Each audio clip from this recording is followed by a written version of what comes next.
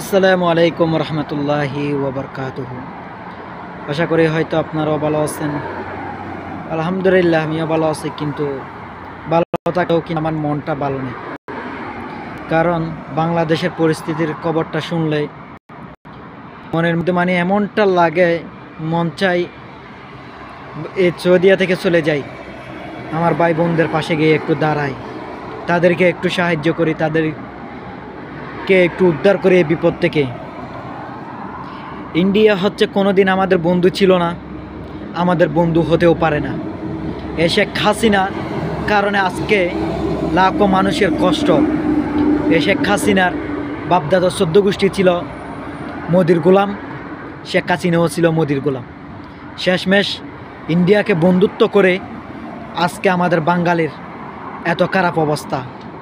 খুবই কষ্ট লাগতেছে, এতটা পরিমাণ কষ্ট লাগতেছে যেটা আমি বলে বোঝাতে পারবো না আপনাদেরকে, যে আমার ভাই বোনেরা কী কষ্টের মধ্যে আছে। সেটা আল্লাহর কাছে সবসময় দোয়া করতেছি যেন আল্লাহ তাআলা আমার ভাই বোনদেরকে রক্ষা করে।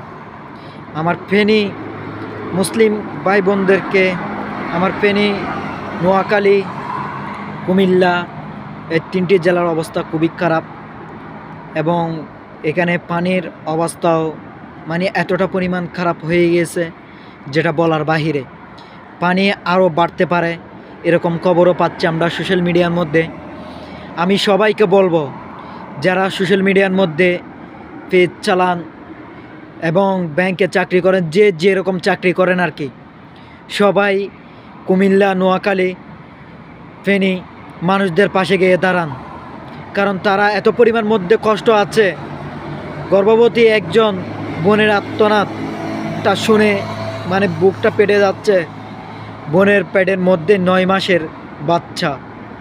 বোনটা বলতেছে, আমাকে একটু উপরে তুলুন, আমার পেটের মধ্যে 9 মাসের বাচ্চা, আমার বাচ্চাটা মরে যাবে।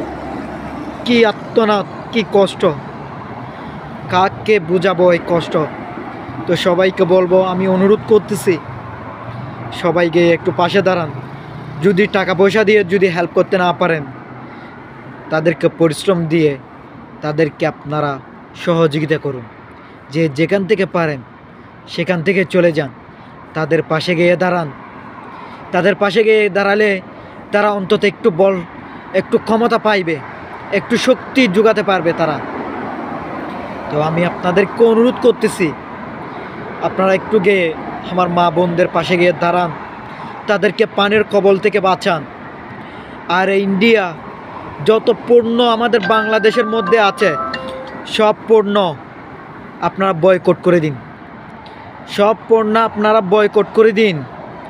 কোনো পণ্য আমাদের বাংলাদেশের মধ্যে থাকতে পারবে না।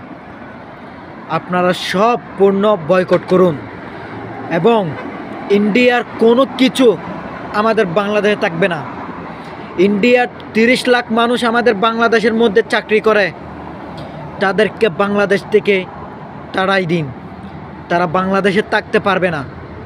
কারণ যেখানে ইন্ডিয়া আমাদের ক্ষতি চাই, সেখানে ইন্ডিয়ার সঙ্গে আমাদের কোনো বন্ধুত্ব থাকতে পারবে না। সবাইকে অনুরোধ করতেছি, সবাই যুদ্ধের মিছিলে নেমে পড়ুন। আর ইন্ডিয়া যে ফারাক্কা বানটি তৈরি করেছে, ইনশাল্লাহ আমরা প্রত্যেক প্রবাসীরা সাহায্য করব। আপনারাও ইন্ডিয়ার 40 ফুট আগে আরেকটি বাঁধ তৈরি করুন, ইনশাল্লাহ আমরা সবাই সাহায্য করব। সবাই আমাদেরকে বল শক্তি যোগান দিন, আমাদেরকে একটু সাহস দিন। ইনশাল্লাহ আমরা প্রবাসীরা রেমিডেন্সের মাধ্যমে ইনশাল্লাহ আমাদের বাংলাদেশকে আবার সুন্দরময় গড়ে তুলব।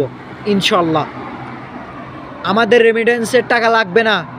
আমাদের রেমিডেন্সের যত টাকা আসবে, সেগুলো দরকার হলে আপনাদের এই ফারাক্কা বান জোগাড় করানোর সেইখানে ব্যয় করে দিন। আমাদের রেমিডেন্সের টাকা দরকার নেই। তো সবাই দোয়া করবেন ফেনীবাসী, নোয়াখালীবাসী, কুমিল্লাবাসীর জন্য, যাতে সবাই সুস্থ থাকতে পারে, যেন ভালো থাকতে পারে। আল্লাহ তাআলা যেন আমাদেরকে একটা ভালো পথ দেখায়। তো সবাই ভালো থাকবেন, সুস্থ থাকবেন। আসসালামু আলাইকুম।